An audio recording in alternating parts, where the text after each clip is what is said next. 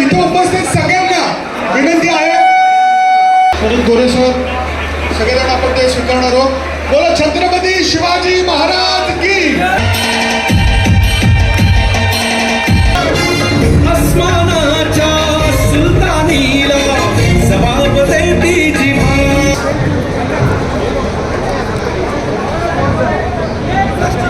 यंदाचं मराठी साहित्य संमेलन हे दिल्लीमध्ये भरत आहे आणि या दिल्लीतल्या 98व्या जे साहित्य संमेलन आहे त्याच्यासाठी खास पुण्यातून एक विशेष ट्रेन सोडलेली आहे. आणि यंदा प्रथमच असं होतं आहे की या ट्रेनमध्ये सुद्धा साहित्य संमेलन भरवण्यात आलं आणि या साहित्य संमेलनाचं ज्याचं नाव आहे साहित्य यात्री संमेलन. पहिल्यांदाच असा प्रकार हे घडतोय आणि एक रेकॉर्ड सुद्धा क्रिएट झाले. आणि या साहित्य संमेलनाचे जे अध्यक्ष आहेत, स्वागताध्यक्ष जे आहेत ते मंत्री उदय सामंत आपल्यासोबत आहेत. सर, अशा प्रकारची संकल्पना पहिल्यांदाच येते, काय वाटतं? पहिल्यांदा जगातलं असं पहिल्यांदा हे नाविन्यपूर्ण संमेलन आहे की ज्या संमेलनामध्ये एकत्र एका रेल्वेमध्ये 1200 साहित्यिक आहेत.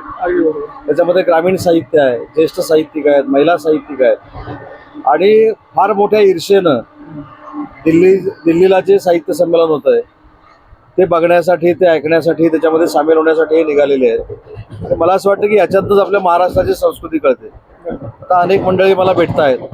काही लोकांनी कविता लिहिलेल्या आहेत, काही लोकांनी उर्दूवर लिहिलेलं आहे, काही लोकांनी हिंदीवर लिहिलेलं आहे, काही लोकांनी मराठीवर लिहिलेलं आहे. आणि हेच महाराष्ट्र आहे.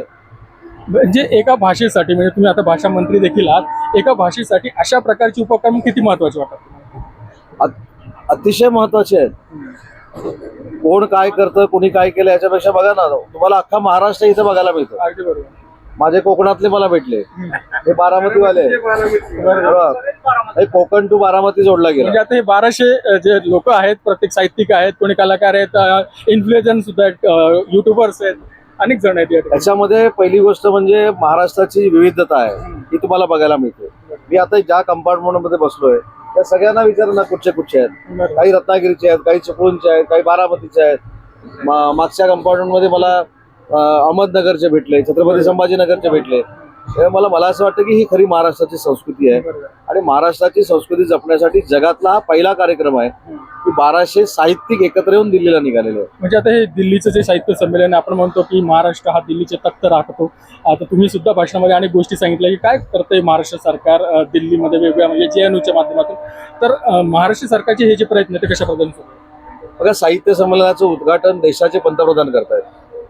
अखिल भारतीय मराठी साहित्य संमेलनाचे उद्घाटक ज्यावेळी पंतप्रधान असतात त्यावेळी त्या साहित्य संमेलनाची उंची ही फार मोठी वाढलेली आहे. अशा उपक्रमानं ते जागतिक स्तरावर गेलेलं आहे.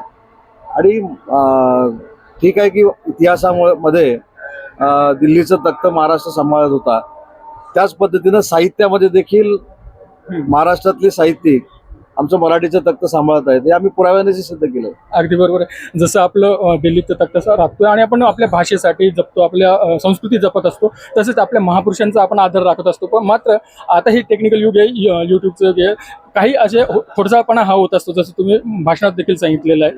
काय तुम्ही या संदर्भात हे करता? नाही, अशी प्रवृत्ती नीच प्रवृत्ती आहे.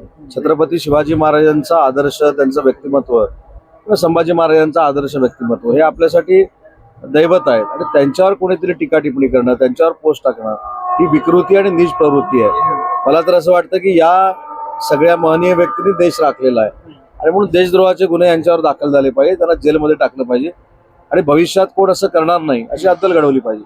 उद्याची शेवटी दिल्लीच्या या संमेलनासाठी आणि हे जे आपले सगळे यात्री निघालेले आहेत यांच्यासाठी तुमचा काय संदेश असेल? मी त्यांना सांगितलं की याच्यामध्ये जर काय कमतरता राहिली तर ती माझी अशी समजा आणि मला दोषदायक प्रथम प्रयत्न आम्ही केलेला आहे, सरहद संस्थेनं केलेला आहे. म्हणून संजय नहारना देखील मी मनापासून धन्यवाद देतो की त्यांनी हा इनिशिएटिव्ह घेतला. काही चुका राहू शकतात पण मराठी माणूस म्हणून त्या पोट्यात घाला.